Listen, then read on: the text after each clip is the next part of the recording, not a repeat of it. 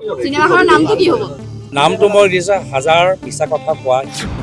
এইবাৰ গৌৰৱ গগৈৰ বিগ বাজেটৰ চিনেমাৰ বিষয় ডক্টৰ হিমন্ত বিশ্ব শৰ্মা। প্ৰযোজনা পৰিচালনা চিত্ৰনাট্য সংলাপ গৌৰৱ গগৈৰ। যোৰহাটত আগতীয়াকৈ ৰিলিজ দিলে ছবিৰ ফাৰ্ষ্ট লুক পষ্টাৰ। অলপমান দৃশ্যটো চাই লওক। মোবাইলতে সাংবাদিকক দেখুৱাইছে ছবিখনত থাকিবলগীয়া এখন পষ্টাৰ। পিছে পষ্টাৰ মুকলি কৰোঁতেই ফ্লপ মাৰিলে গৌৰৱ গগৈয়ে। নিজৰ মোবাইলত ফাৰ্ষ্ট লুক ফটো দেখুৱাইছিল সাংসদ গগৈয়ে। ফাৰ্ষ্ট লুকত আছিল বাংলাদেশৰ বৰ্তমানৰ কেয়াৰটেকাৰ চৰকাৰৰ মুৰব্বী মহম্মদ ইউনিছ আৰু ইউনিছৰ হাতত এখন কিতাপ।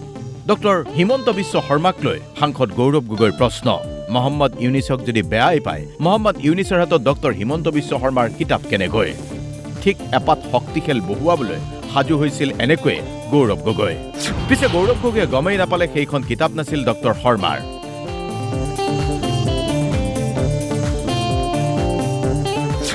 কিতাপখন 2023 লেখক মৃদুল সন্দিকৈয়ে নিজেই দিছিল মহম্মদ ইউনিছক। পিছে গৌৰৱ গগৈয়ে কি কৈছিল শুনক। তেওঁ কিমানবাৰ বাংলাদেশ গৈছে ক'লে নেকি? তেওঁ মহম্মদ ইউনিছক বেয়া পায়। এতিয়া এই মহম্মদ ইউনিছে তেওঁৰ কিতাপ কেনেকৈ পালে? এই মহম্মদ ইউনিছ তেওঁ কিতাপটো কেনেকৈ পালে? এই সময়ত মহম্মদ ইউনিছ ভাল। আজি বেছিদিন হোৱা নাই এই কিতাপটো কি 1.5-2 বছৰ আগত তেতিয়া ভাল, তেতিয়া গম পোৱা নাছিলে। এতিয়া মহম্মদ ইউনিছ বেয়া। সাংসদ গৌৰৱ গগৈয়ে এতিয়া প্ৰচাৰ চলাইছে আৰু এখন চিনেমাৰ নাম পাকিস্তান কানেকশ্যন।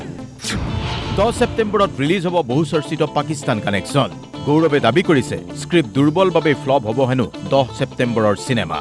আৰু তাতেই কটাক্ষ মুখ্যমন্ত্ৰী ডক্টৰ শৰ্মাক।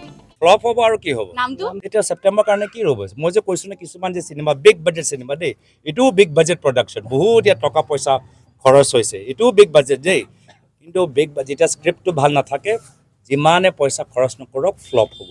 এতিয়া এনেকৈয়ে কথা চিনেমাৰ পৰ্যায় পালেহি। ইজনে আনজনক চিনেমাৰ প্ৰযোজক পৰিচালক সজাই থাকোঁতে কোন কেনেকৈ নায়কৰ পৰা খলনায়ক হৈ যায় তাৰ জানো ঠিকনা আছে? এতিয়া চিনেমাৰ ৰিলিজলৈ অপেক্ষাৰ বাহিৰে অন্য উপায় নাই। যোৰহাটৰ পৰা ৰাজীৱ বৰাৰ সহযোগত ব্যুৰো ৰিপৰ্ট DY 365।